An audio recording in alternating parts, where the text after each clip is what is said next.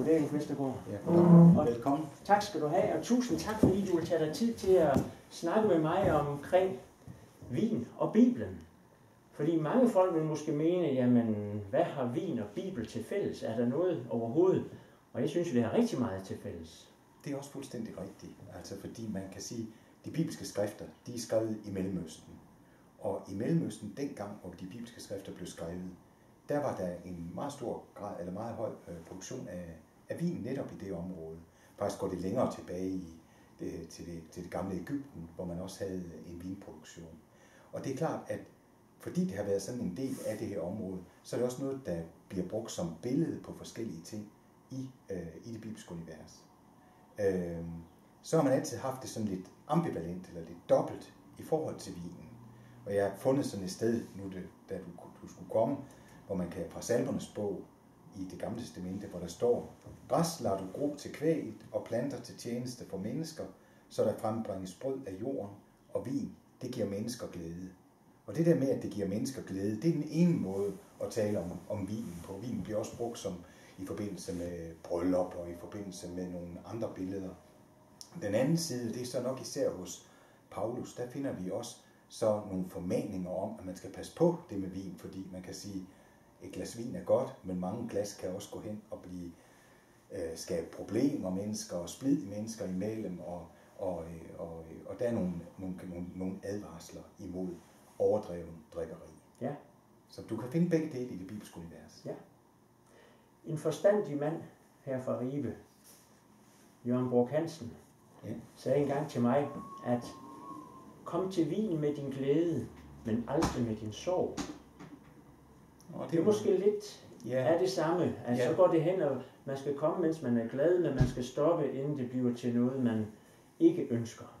Det kunne jo, det er sådan set smukt sagt. Ja. Man siger, der er sådan en ejendommeligt. Den første historie, vi hører om vin, findes i fortællingen om Noah og Noahs ark.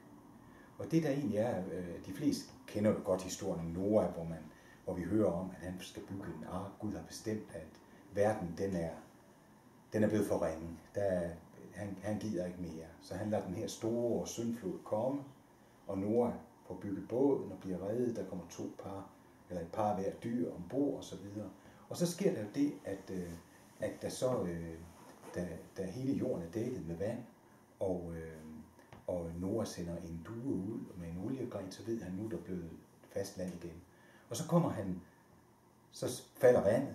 Og hvad gør Noah så, da han kommer ud fra båden? Jamen, så bliver han vingårdsmand. Så laver han en vingård. Og det man så kan læse der, det er jo så, at noget af det første, det er faktisk så, at han drikker sig fuld. Og det skaber nogle genvorligheder mellem ham og hans sønner. Men man kan sige, at pointen er jo der i den historie, at hvor Gud han sagde den gang, nu gider jeg ikke mere, at mennesket er så ondt, det gør så mange onde ting. Så efter den her historie, efter syndfloden, jamen så er mennesket altså stadigvæk sådan en, der både kan det gode og det onde. Ja. Og det bliver historien om vinen, sådan set om hans ubændige drikkeri, det bliver det sådan et eksempel på. Men der er også andre historier, så langt senere, hvor det sådan er mere, man kan sige, hvor vinens positive egenskaber kommer frem. Man kan jo sige, vinerne i Kanaan, hvor Jesus laver vand til vin, er et godt eksempel på en historie, hvor vinen kommer til at stå som symbol egentlig på man kan sige, på et guddommeligt overflod, på mere værdi, eller på hvad man nu skulle kalde det. Ja. Så det har dobbelthed. Ja. Og på det tidspunkt, der var drikkevand heller ikke så rent, som det er i dag. Nej, det mener man jo ikke. Nej. Og derfor så var man tilbøjelig til at lave vin. Altså som jeg husker det, så lavede man jo så vin af både, der blev lavet noget af greb. Dadler kunne man også lave vin af. Og så den sidste, det der var mest af, det er selvfølgelig så druerne. Ja. Men det er rigtigt, at vandet kunne man ikke regne med. Og så det var også en måde måske for ikke at blive syg af bakterier det kunne det sagtens, og alt muligt. Det kunne det sagtens være, ja. Men havde det så også lidt dobbelt med, om man så skulle hælde vand i de her, eller ej, altså om det skulle fortyndes eller ej, og det er vel stadigvæk en problemstilling. Det er det vel. Ja. Det er det vel. Ja. I hvert fald, hvis man skal hvis man skal starte med at drikke vin, kan det måske være en fordel at have lidt vand i det, hvor smagen måske er for tung for nogle i hvert fald. Ja, det er klart. Og nu har vi lige haft påske. Ja. Og påsken, uden den, var jeg ved at sige, som er vores vigtigste højtid, der havde vi jo heller ikke nadveren. Det er fuldstændig rigtigt. Og nadveren, selvom det er jo i overført betydning, er vel det, der er årsag til, at de vil have præster, som om søndagen skænker mere portvin op end nogen anden profession, kan man sige. Ja. Men det er selvfølgelig i overført betydning. Ja. Altså man kan sige, at det måltid, som Jesus og hans disciple havde der skærtorsdag i påsken, kort før hans død, det var jo, at de fejrede den jødiske påske, hvor man jo spiste usyret brød og stegt lam, og så havde det her vin. Men da Jesus så kommer til den der sidste aften, han ved, at han snart skal dø, så er det, han siger, ja, I skal drikke det her til minde om mig. Og samtidig siger han så også, jamen her, der får I også del i mig. Så det er både et mindemåltid, men det her konkret fysiske, som vinen er, at når de drikker den, så får de del i ham. Det er hans blod. Ja. Og det er jo et tegn på, hvor nærværende Gud er i vores liv og liv med hinanden. Ja. Jamen det er jo smukt. Ja, det er smukt og fint. Ja, det er det. Det er det virkelig. Det er det. Og i dag, der synes jeg også, at nogle af de ting, som omgærer vin, hvis man kan sige det uden at have dobbelt betydning, men det er vel også, i min bog i hvert fald, noget om næstekærlighed. Fordi jeg kender ikke nogen, der har en vinkælder, og som har gemt vine, måske meget dyre vine, i mange år, for så at gå hen og så selv åbne den og sidde og drikke den. Man ønsker at dele den og dele denne glæde med andre. Ja. Så på en eller anden måde, så handler vin for mig også om næstekærlighed. Det handler i hvert fald om fællesskab, ikke? Altså, fordi der er jo ikke meget ved at sidde og drikke netop flasken selv. Men Nej. Det er noget, der ligger op til, at man deler det sammen, venner, snakker om, hvordan er det den smager i forhold til andet. Ja. Og nu vi har jo lige fejret påske, det er rigtigt, og vi har også været sammen i familien, ikke? Og der har vi jo også drukket rødvin, ikke? Og så den ene langfredag spiser vi altid fisk, og der er klart, der er det en hvidvin, der skal til, ikke? Ja.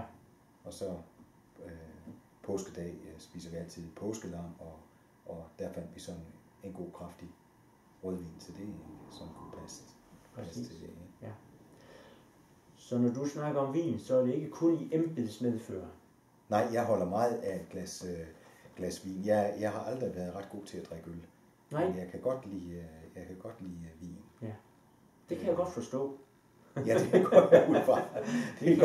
Det går jeg ud fra. Jeg har nok altid haft sådan en svaghed for, fordi jeg kort lige efter gymnasiet, og også med mine forældre tidligere, rejste jeg meget i Grækenland, så jeg har altid haft en vis svaghed for Retsinaen med den der harpiksmag. Ja.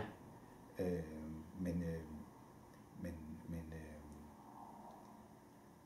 jeg kan godt lide et godt glas vin. Ikke? Ja. Det er en fornøjelse, og det kan være med til at give det kan være med til at udvide smagsoplevelsen med det, man også spiser. Ikke? Absolut. Og nu har din søster, Leila Vestergaard, også haft en lille finger med i spillet i Ribe, kan man sige. Ja. Hun har været med til hun har jo lavet de 112 granitfliser, ord på vej, som ligger nede ved katedralskolen. Ja. Og citatet på en af de fliser omhandler også vin. Det er et citat fra Virginia Woolf, som lyder: "Language is wine upon the lips." Ja. Sproget er vin på læberne. Ja. Og det forstår jeg jo også på den måde, at for mange er vin en dejlig, behagelig drik, en salig drik. Og når man får det på læberne, jamen så man skal opleve det, før man også kan tale salige ord måske. Ja, og så kan vinen jo have meget forskellige karakterer også, og det kan ordene jo også. Absolut. Så det er jo også en del af det. Absolut. Ja. Og den vin, jeg har taget med, for jeg har selvfølgelig taget en vin med, vi skulle prøve i dag. Ja. Den er italiensk. Ja. Nu skulle det være sådan lidt symbolsk måske. Jeg har jo ikke nogen en treenighed, men den jeg kom nærmest, det var Triangolo. Ah. Hvor kommer den fra i Italien? Den kommer fra Veneto-distriktet. Ja. Det er en vin, der har gæret i tanke i cirka 20 dage. Ja. Så er den ligget på egetræsfade i 18 måneder. Derfor bliver den til det, man kalder for en reserve. Okay. Efterfølgende har den så ligget på flasken i 6 måneder. Det vil sige, at der er gået mindst 2 år før den her vin, fra den kom i flasken til den bliver åbnet. Ja. Og min tanke var, at det der med treenigheden, det tætteste jeg kunne komme på, det var Triangolo.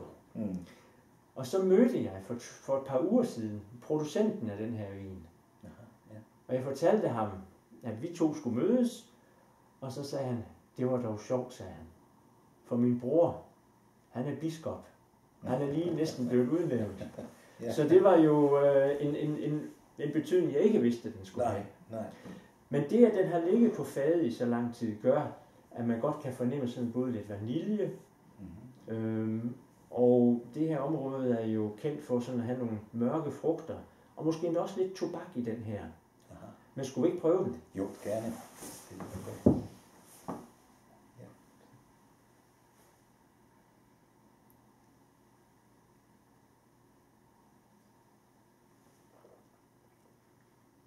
Den smager godt. Det glæder mig. Den smager dejligt. Det glæder mig, du synes om den. At det kun var navnet. Ja, det er bare svært. Ja, men indholdet har selvfølgelig også en stor betydning. Ja. Laver de kun den her, eller laver de andre også? De laver også andre vine. Ja. Og det er en vingård, som laver også hvide vine. De laver også museerne vine, altså en Prosecco. Ja. Og de laver sågar også de vine, der er mest kendte fra det her distrikt. Nemlig Amarone og Ripasso. Ja. Men jeg synes, i dag var det denne her, vi skulle smage. Ja, men det er godt. Det var godt. Jamen, ja.